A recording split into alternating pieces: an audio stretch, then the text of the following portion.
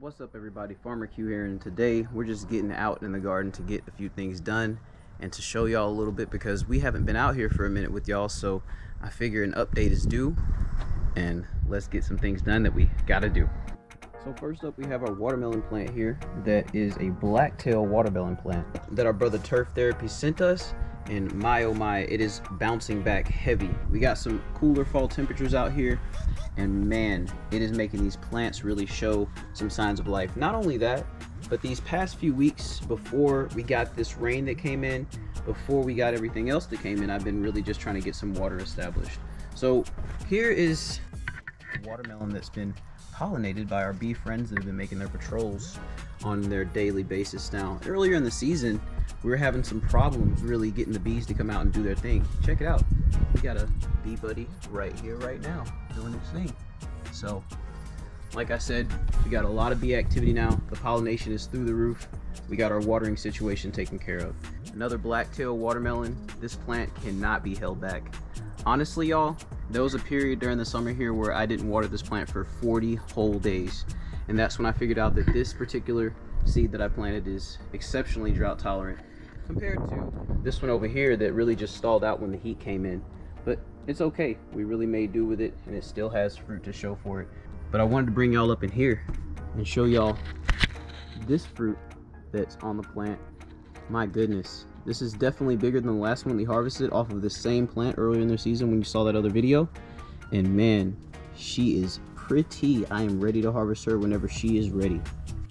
We have our comfrey bush that comes back every year, gets thicker every year with these beautiful lush leaves on it, and the grasshoppers really love this plant. I don't mind it at all. In fact, I don't mind the grasshoppers at all in the volume that they're in the garden because they're not too crazy, they're not too thick out here. So what I'm experiencing is that they just eat and they leave their poop behind, and it actually adds fertility to the soil out here. So that's something to look out for. Check this beautiful, luscious, just wonderful. Look at that. Look at that compost, y'all. Look at this compost. This compost is just so rich. This is what we're going to be topping our garden off with, as well as a few other things that y'all need to be on the lookout for. So I wanted to give y'all a glance over here at the peppers in the garden. Goodness gracious. Ever since I got the watering in check and I harvested all the old peppers off the plants that were just scorched by the super sizzling sun that we dealt with over this past summer, they really have rebounded. And I want y'all to just take a look, take a gander at these beautiful peppers. This right here is a Berbere brown coffee chili pepper, and she's doing her thing.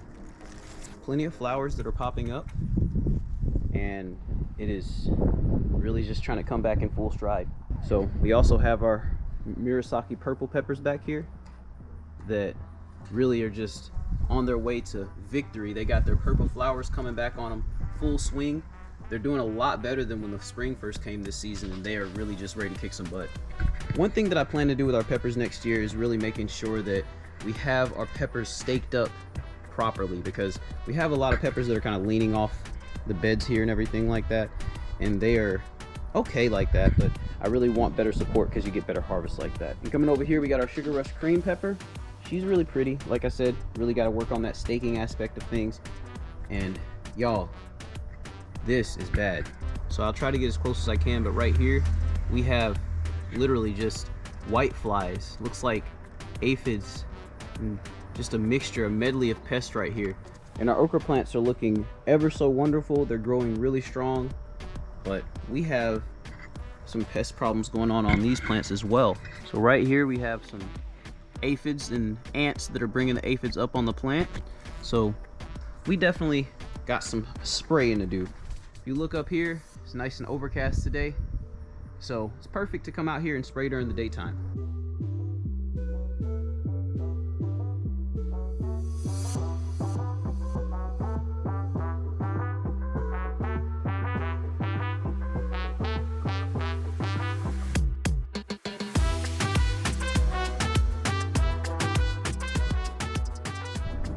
So I sprayed the Turkish orange eggplants, but to be honest with you, I really don't like this plant very much. It attracts way too many pests, and for what it's worth, I'm not really a huge fan of the eggplant. So we're gonna grow eggplant in the future, but we're gonna do away with these.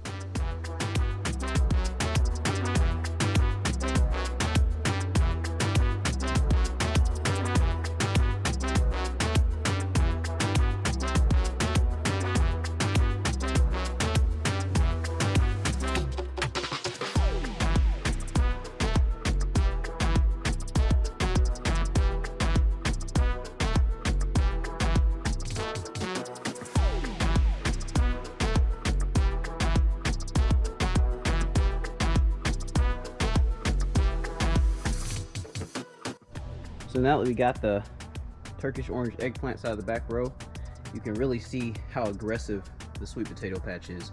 This is our Okinawan sweet potato patch, and my goodness, I'm gonna really get y'all in close here because I want y'all to see how thick some of these leaves are, how big some of these leaves are.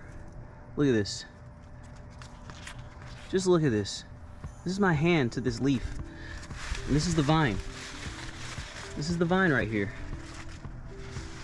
It is a very, very strong growing plant, and I hope to have a really good harvest off of it because she is massive, so massive.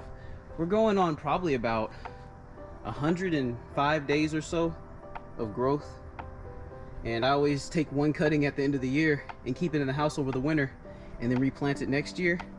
My goodness. One more thing to show here. We've gotten our beds completely weeded, pulled all the nut sedge out of the beds. Of course it's going to grow back, but we just want to give our plants leeway for when we plant them so that they can have all the nutrients that they want to have, and the nut sedge slash grass doesn't get in the way of it. So there's that.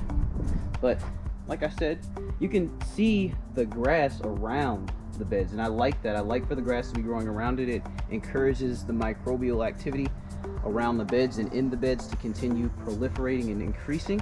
So I really like that. Check out the sunchoke over here. I cut her down because she grew and fell over, but she is looking beautiful starting over and all that. But our beds are looking immaculate, so ready to plant. We're so ready to plant, and we even have our trash can planter over here ready. Take a look at the richness of this soil. Like, it's just so beautiful. I love it. And that takes us right into the next thing that I have to show y'all in regards to those new beds that I just showed you. So check it out. So right here we have all of our seedlings that we have started so far. We have miniature white cucumbers back here. They're all growing just nicely. Late Nagasaki cabbage, green wave mustards, more late Nagasaki cabbage, some chihimisai greens. Shouts to Turk, put us on that, as well as the pink Mizuna and the early Mizuna. I might be saying things wrong, or early Mabuna, but all our seedlings are looking real nice. We even got some herbs for the wifey over here, and we got some Diana Queen basil, some lemon basil that doesn't seem to want to come up. We got some raquet dill, some wild Zatara oregano. We have some rosemary that hasn't come up yet. And y'all, don't wait, don't hesitate. Let's get out here and get these fall gardens in full swing.